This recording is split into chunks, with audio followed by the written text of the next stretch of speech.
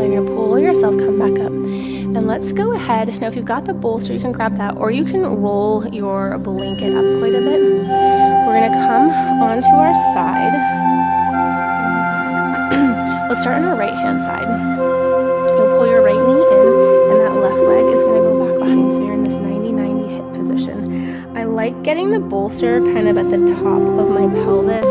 You can play with it a little lower, closer to your hip, or a little higher. And then coming down, and you're going to have both of the forearms on either side of the bolster or your blanket rolled up. You could also prop up some blocks as well.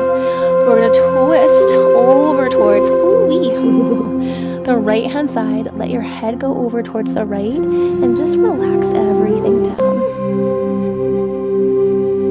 Now I want you to come back to the breath. It'll be a little easier here with the 4 in and the 4 out. I'm not going to cue you. I want you to kind of go at your own pace with 4 in and 4 out, and use the numbers counting to